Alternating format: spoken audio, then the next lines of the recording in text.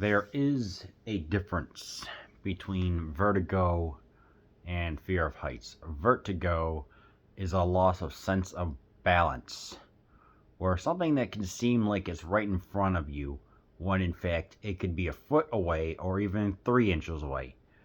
Altophobia, a fear of heights, is you just have a fear of just being up so high because it could just be out of your control, And you're just like, I have a little bit of altophobia, but Jimmy Stewart, who plays John Ferguson in Vertigo, has it really bad.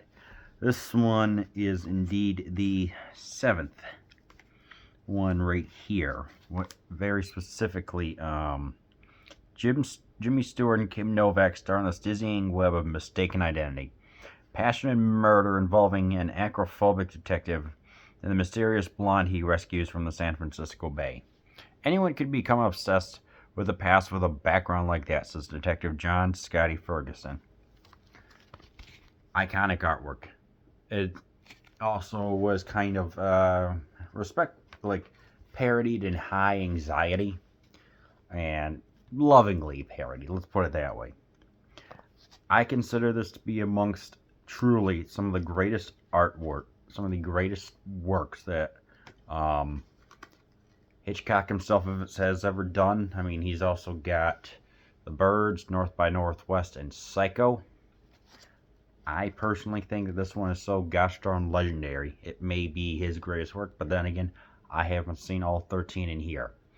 But that opening, the first ever CGI usage for a film, that's roughly 2 minutes and 45 seconds. It is a tour de force of lines just scurrying, just messing with your depth perception. Saul Bass did a freaking phenomenal job.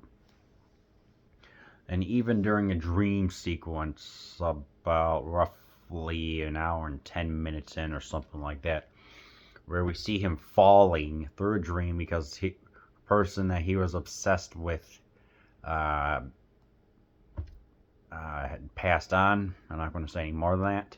And he has some trauma and goes on more through that. But this one it truly is absolutely incredible. It was originally a French novel, The Living and the Dead, that Hitchcock got the rights to, and this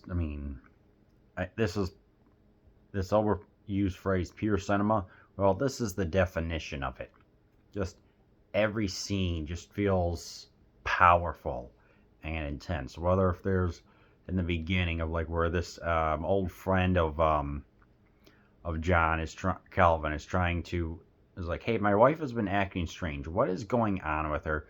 You're a private eye. Can you follow around and detect what's going on when it's part of a bigger scheme going on? And eventually, and I'm spoiling this movie, a lot of people have seen it, when the wife meets her untimely demise at a bell tower, second bell tower. And then we see, it's just, it's such an elaborate plan. It's like, dang, it's like each of these scenes are iconic because of the camera work and everything else. In a Particulance is right near the Golden Gate Bridge, and it just where he goes in and manages to save Kim Novak's first character. Well, that's a phrase, but it's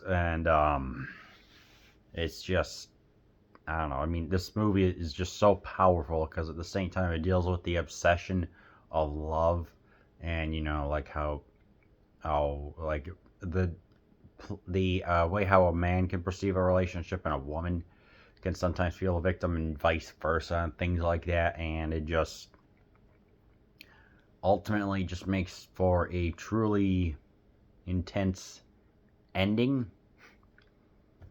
And it's like, and of course you got all the locales going earlier. Very specifically the museum. It's like where the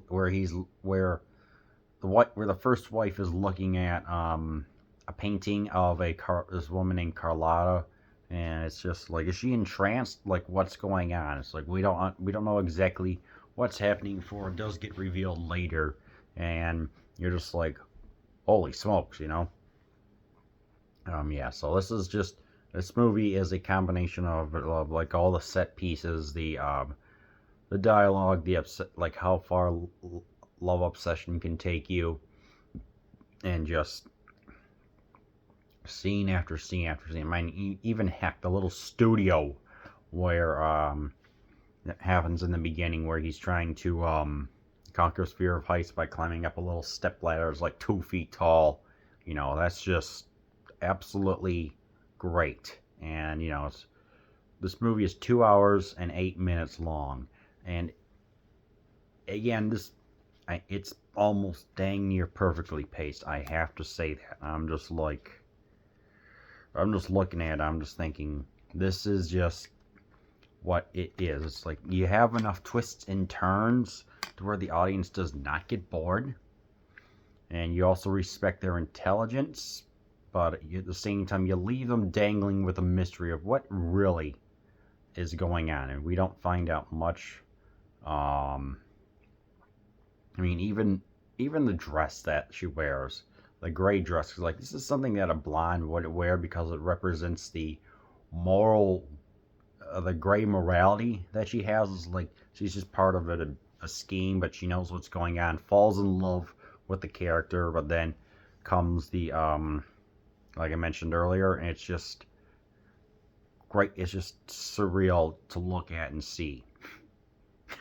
Um, the just in one of the more famous, and it's just like the famous technique of how is the shot of Vertigo achieved. It's like, what was that? Doing a zoom out and tracking at the same time. So zooming out the camera, but then having like a miniature where they zoom in at the same time, particularly when they're at the